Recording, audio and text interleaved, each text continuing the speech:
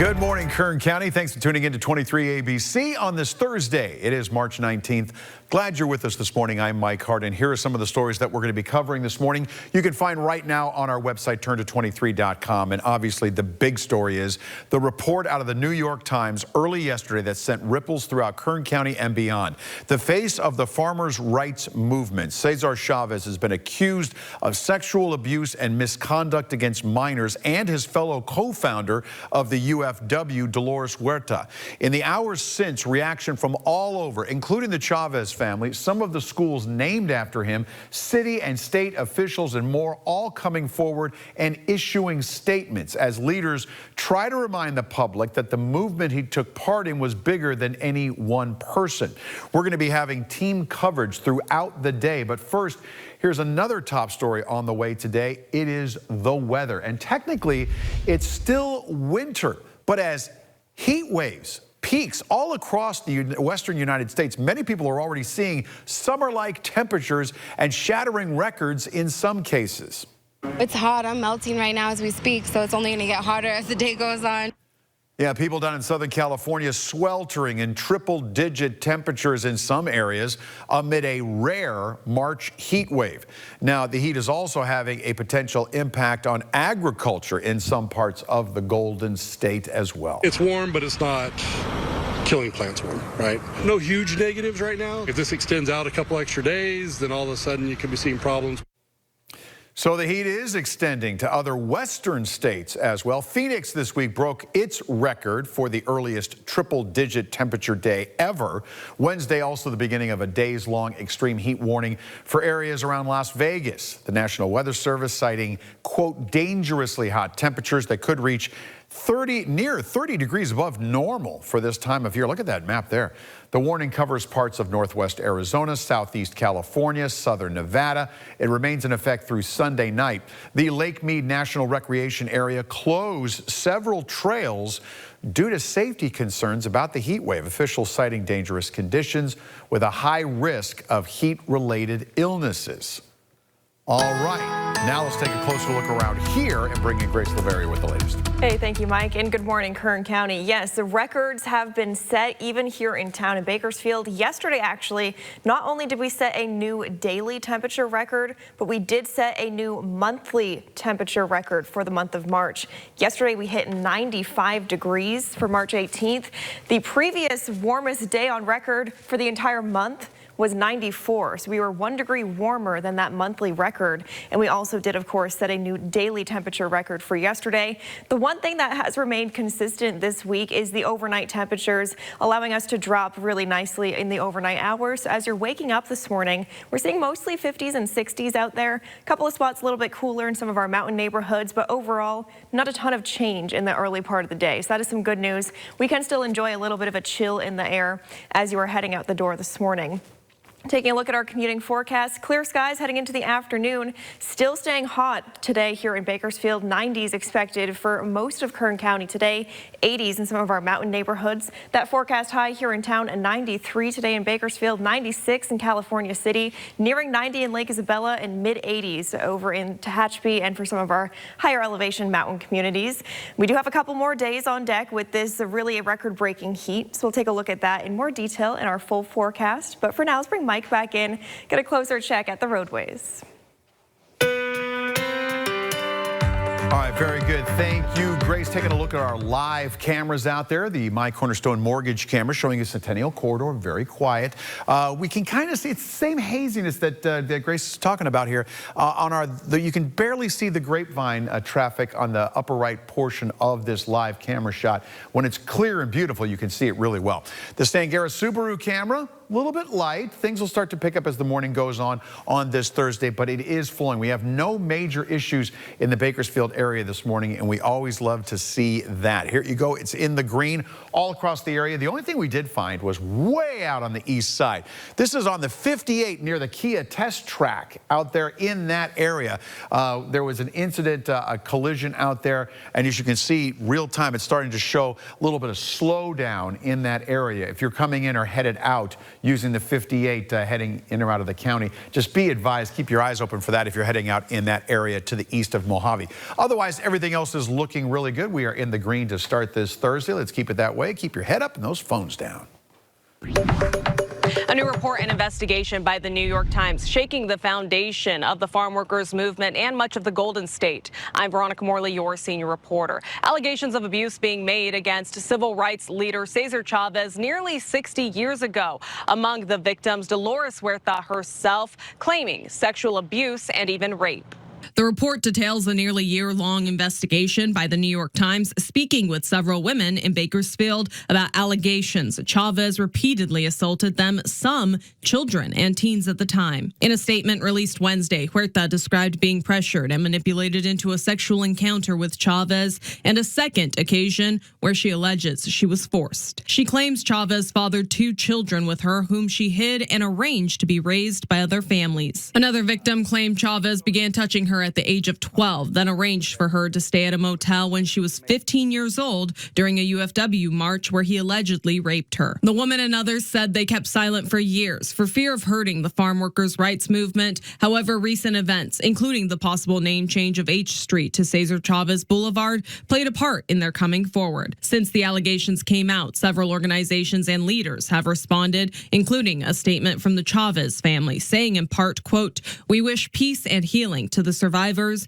and commend their courage to come forward. As a family steeped in the values of equity and justice, we honor the voices of those who feel unheard and who report sexual abuse. We carry our own memories of the person we knew, someone whose life included work and contributions that matter deeply to many people." We're just going to have to reflect on all of that and, reflect on a farm workers movement and a labor movement that was much bigger than one man. Governor Gavin Newsom addressing the allegations during a press conference, sharing ripple effects of the many schools, streets, and monuments named after Chavez throughout the state and country. The United Farm Workers Foundation announcing they're pulling out of Cesar Chavez Day events. Now, I made my way up to the Cesar Chavez Monument in Keene and spoke with the superintendent, who told me that this week they have canceled several school tours that were scheduled for Thursday and Friday. I also stopped by the foundation to see if I could speak to the Chavez family, but nobody was available for comment. In Bakersfield, I'm Veronica Morley, your senior reporter. Meantime, another impact that we're seeing right now is a petition that was put up on change.org to change the name of Cesar E. Chavez High School. Right now, there are signatures on this petition. The creators of it said it is troubling for young girls to attend a school named after an accused abuser. They say changing that name will show survivors that the community stands with them. The petition proposes forming a committee to find a new name. Organizers say a new name should reflect positive values and inspire students. Meantime, a statue of Cesar Chavez at Fresno State has been covered by a wooden box. You can see right there. And the California Museum now says it plans to remove Cesar Chavez from the California Hall of Fame. And a street here in Bakersfield that was going to be renamed for Chavez has been canceled. With more on that, we turn to neighborhood reporter Riley Nagel. In the wake of the allegations against Cesar Chavez, the city has announced that they are no longer renaming H Street in his honor. I'm Riley Nagel, your Bakersfield neighborhood reporter.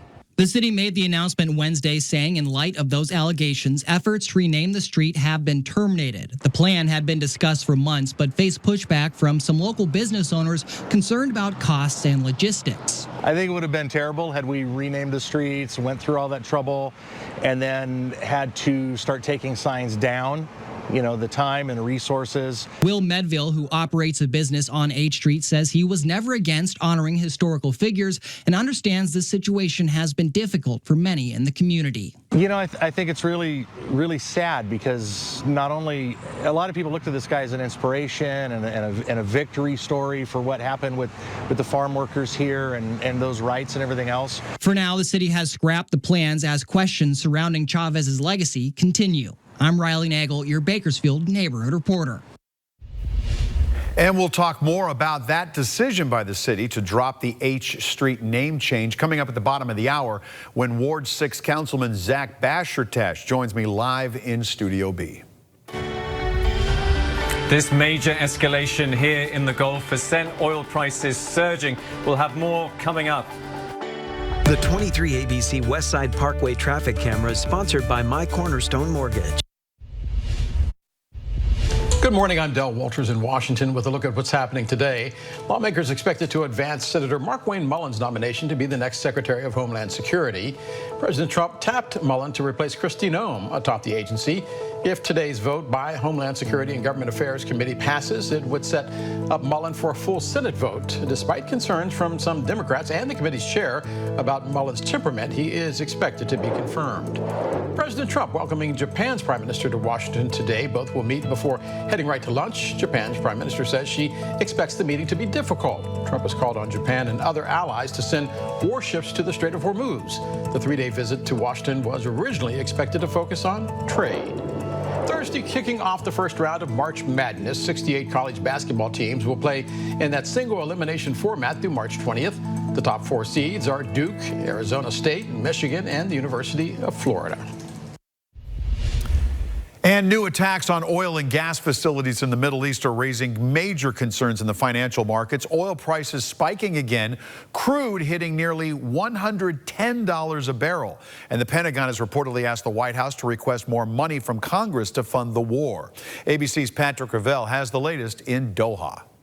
Overnight, a dramatic escalation in attacks on energy facilities in the Middle East, causing oil and gas prices to jump. Qatar reporting multiple fires at the world's largest liquefied natural gas terminal. The Qatari government saying Iranian missiles targeting the terminal. The new escalation triggered by Israel bombing the world's largest gas field in Iran, the South Pars gas field. Iran vowing to retaliate. Trump warning if that were to happen, the US will massively blow up the entirety of the South Pars gas field. Iran has also threatened energy sites in the UAE and Saudi Arabia.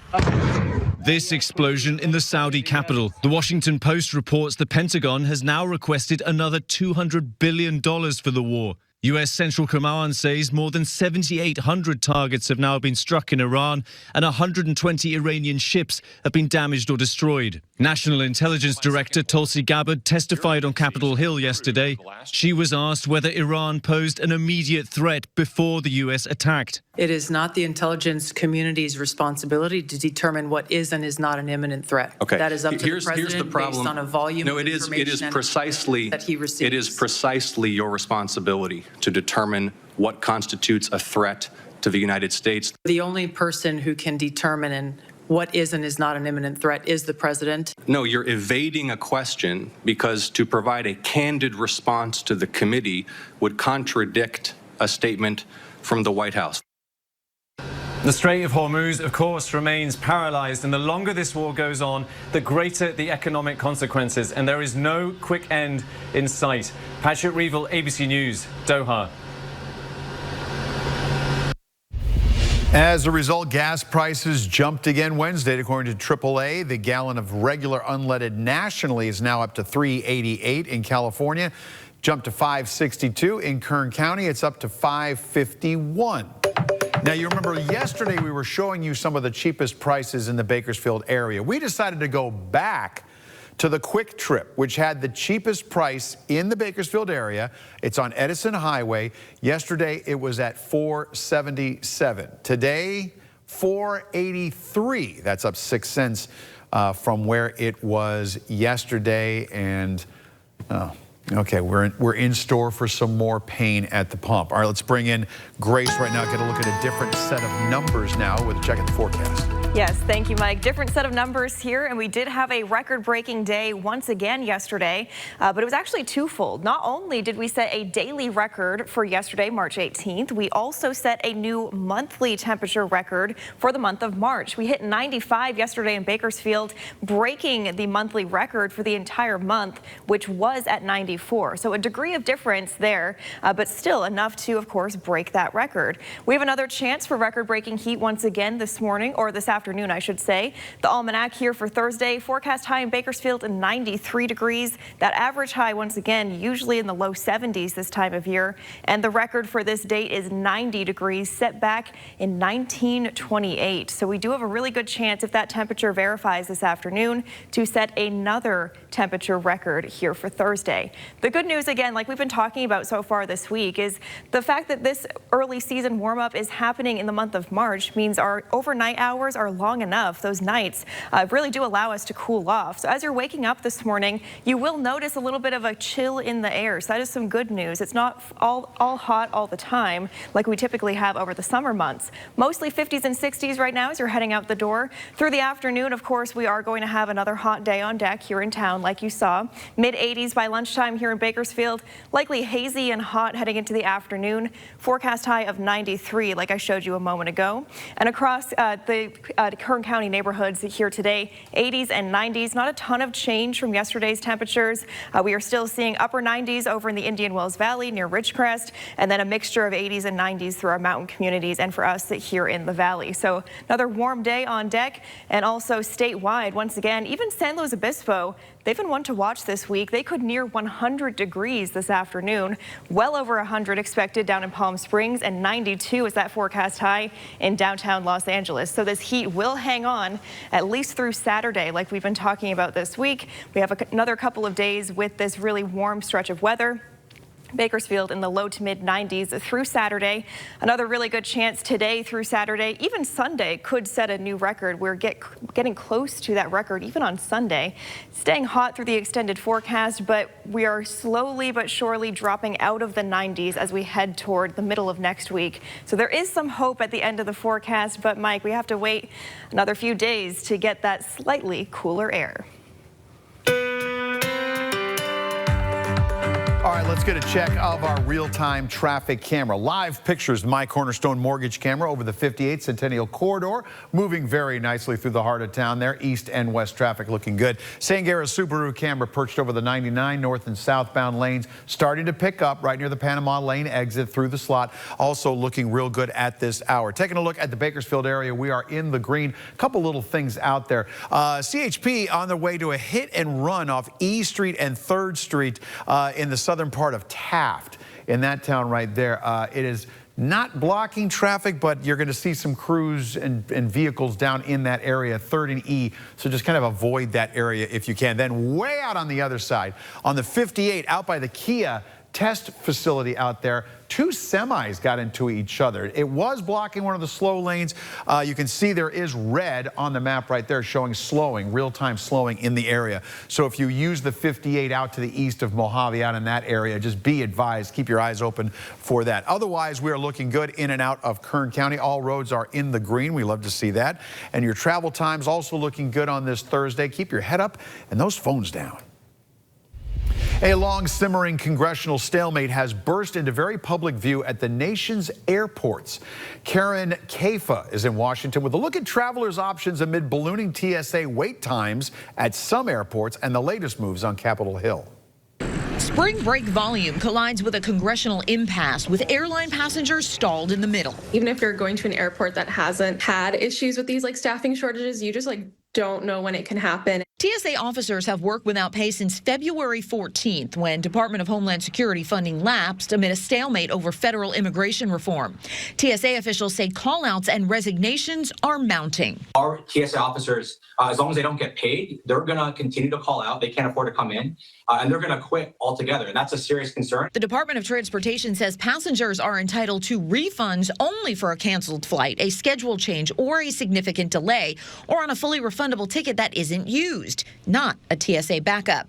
But Meghna Maharishi, airline reporter at travel news site Skift, recommends travelers stay in close touch with their airline. Some are offering more rebooking flexibility. That is a circumstance that is also outside of your control, and it is outside of the airline's control too. Off-peak travel may also ease wait times. I definitely say either early morning or very late at night. Those are probably going to be the 2 best times, just because there probably won't be as many flights taking off, and there probably won't be as many passengers on those flights, so you probably won't be dealing with very long security lines. Passengers can also consider TSA pre-check for future travel. Maharishi says some travel credit cards will reimburse consumers for the cost. In Washington, I'm Karen Kafa. The former CSUB men's basketball coach who's accused of pimping and pandering is slated to see trial. I'm Sam Hoyle, your neighborhood reporter. We'll take you inside the final hours of Wednesday's preliminary hearing. Former CSUB men's basketball coach Kevin Mays is set to stand trial. I'm Sam Hoyle, your neighborhood reporter. Kern County Superior Court Judge J. Eric Bradshaw found enough evidence during Tuesday and Wednesday's preliminary hearing that Mays will face allegations of pimping, pandering, and possession of child pornography, assault weapons, and illegal drugs. Kern Deputy District Attorney Christine Antonios alleged that Mays played a vital role in a commercial sex operation where he acted as a woman's pimp. Mays' defense attorney David Torres asked the court to dismiss the allegations of pimping and pandering for lack of evidence. Torres stated that Mays never threatened or forced the woman to work in commercial sex. He did not benefit financially from her line of work, as she would send him the money she made so she wouldn't spend it, and it was her chosen line of work that, according to investigators, she did prior to meeting Mays and still continues to do.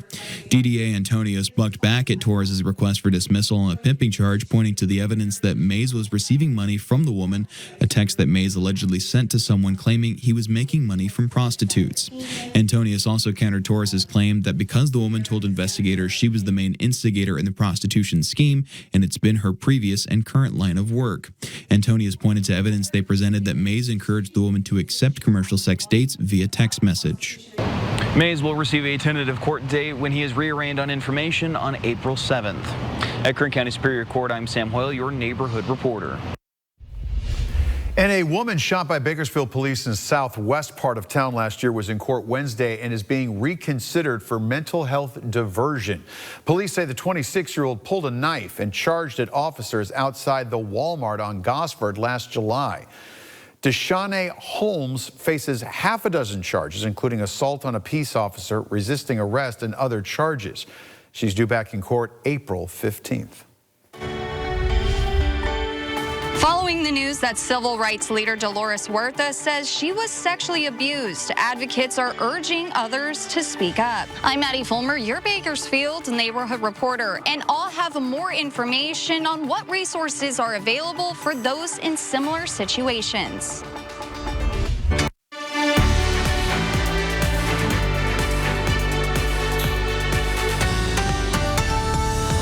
Good morning, Kern County. Thanks for tuning in to 23 ABC on this Thursday. It is March 19th.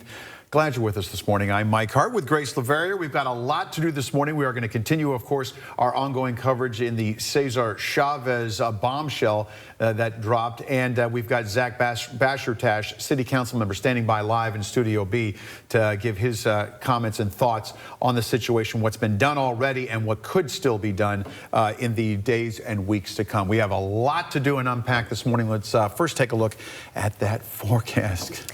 Yes, that is something that's kind of stayed consistent this week. Oh, man. Started off hot earlier this week, stayed like that over the past couple of days. We hit a record high temperature yesterday of 95 here in Bakersfield. The good news is we haven't seen a ton of change either in the overnight hours, so we still get a little bit of relief from that heat as you're waking up this morning. Mostly 50s and 60s out there. Arvin sensor checking in at 71 right now, so a little bit balmy as you're waking up over in Arvin. Over the next several hours here, we are going to be steadily warming up. Of course, once that sun joins us, it will heat us up fast. So right around 70 degrees here in Bakersfield as you begin your morning around 9 o'clock. By 11, late morning hours, already right around 80 degrees here in town.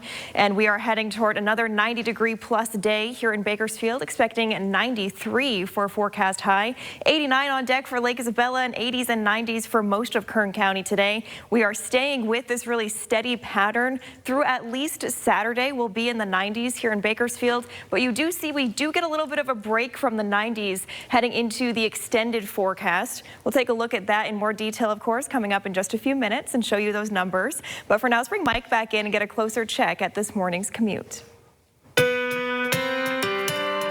All right, Grace, thank you. Taking a look at our live traffic cameras, the My Cornerstone Mortgage camera showing you Centennial Corridor, east and west, looking real good. That haziness making it hard to see the grapevine from the top right corner of this live picture, but you can see there's plenty of traffic down there. Things also starting to pick up on the 99 on our Sangera Subaru camera. Let's bring in George Toro, see what else is happening out there. George? Hey, good morning, Mike, and good morning, everyone. Happy Thursday. Yeah, it's a great morning commute here in the Bakersfield area. We are flowing in the green, and just one little incident out in Taft for those of you that commute out there. East Street and 3rd Avenue looks like a injury hit and run crash in that area, so you may see some police presence in that area. Just avoid it, maybe find an alternate route in the meantime. And now for those of you headed out of the Bakersfield area this morning, all of our major roadways are open. That's my look at traffic. Remember to buckle up and watch your speed. George, thank you for that. We begin this half hour with our continuing coverage of the allegations involving labor leader Cesar Chavez and the immediate impact that's being felt across Kern County. Executive reporter Jose Gaspar traveled to Delano to get reaction from residents in that neighborhood. This is 40 acres, the site just outside Delano where the farm worker movement began. It started with Cesar Chavez and Dolores Huerta more than 60 years ago. However, with these new revelations, Dolores Huerta is now saying that she was among the victims sexually abused by Cesar Chavez. Dolores Huerta is a legend in the farm labor movement. In a statement released on Wednesday, she wrote, quote, "I am nearly 96 years old, and for the last 60 years have kept a secret because I believe that exposing the truth would hurt the farm worker movement I have spent my entire life fighting for." That secret, she says, is that in the 1960s, she was sexually assaulted twice by Cesar Chavez, had 2 of his children, which were raised by another family. I'm in shock. I'm in total shock because of the fact of who he was and who he represented. It's horrible. It's horrible. I'm very sad. I'm very sad, but I am glad that it came out because a lot of women that are victimized shouldn't have to live through something so horrible. I went to Delano, where many of the residents have ties to the farm worker movement. Mi nombre es José Gaspar del Canal 23 de Noticias. Mucho gusto. People on the street say something like this is hard to understand. Pero esto de Cesar Chavez le cayó de bomba a usted? Sí, de sorpresa. This Delano resident says he worked in the fields for 22 years, and the news of Chavez allegedly sexually assaulted women came as a complete surprise. But the explanation is really quite simple. We have to change the Congress. In her statement, Dolores Huerta goes on to say that she was afraid to speak out when the assaults happened. Yeah, and van a salir más, de seguro. There's going to be more probably. Ana Maria Arriola did translation work for the United Farm Workers. Si ella hubiera dicho algo en ese tiempo, a lo mejor no hubiera habido todas estas mejoras que hubo en el campo. If Dolores Huerta had denounced her assaults back then, maybe there wouldn't have been the progress in the fields that were accomplished, she says. Other people question why these allegations are surfacing now, so many years later. But then back then, nobody would ever say something, I would think, because of being afraid, just being afraid. Apparently no longer afraid, Dolores Huerta ends her statement this way: "I have kept this secret long enough. My silence ends here." The image of Cesar Chavez is a common one here in Delano, but after these bombshell revelations, that image has been severely damaged. For 23 ABC, I'm Jose Gaspar in Delano. Meantime, the Dolores Huerta Foundation reacted to Huerta's statement by writing in part Wednesday, quote, "We applaud her bravery in sharing her very personal story. Since 2003, DHF has empowered and organized Central Valley residents and youth to transform their communities.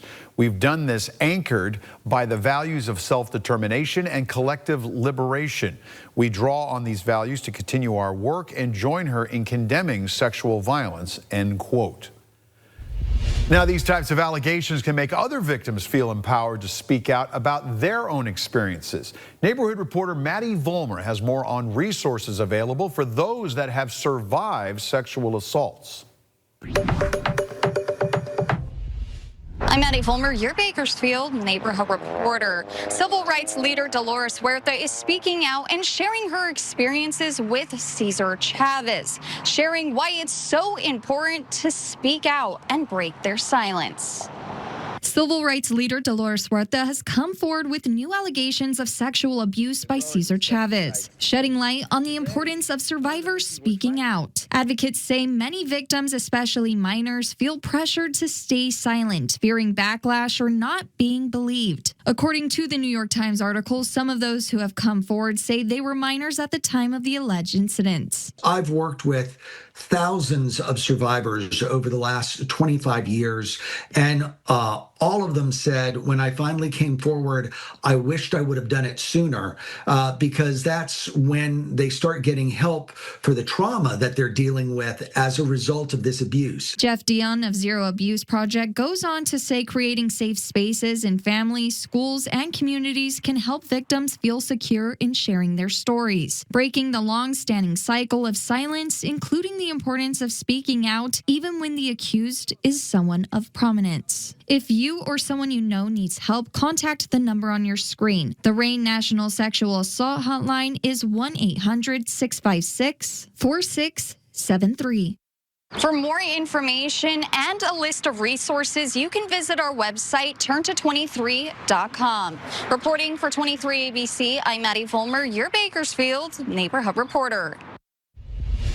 And joining us in Studio B this morning, Bakersfield City Council member Zach Bastertash to share some insight into the last 24 hours. Thank you for coming in so early this morning. Appreciate it. Good morning. Thanks for having me. First of all, when did you hear about it, and what did you do in the moments after that? Because I know there was a lot of immediate reaction out there. Yeah, I first heard about it a few days ago and just waited for more information to just kind of become public, and then immediately have conversations with city staff about how we're gonna no longer move forward with renaming the 8th Street to Cesar Chavez. Now, you were putting together a motion for that, correct? Yes. But then it just got accelerated? It didn't need to come to that. I think everybody realized that we don't need to drag this out. We need to make a right decision or rescind a bad decision that was made. So rescinding that was enough to do it. It doesn't require you to come back before the council and have an official vote. That's correct. Type of a thing. Yeah. What rumblings were you hearing?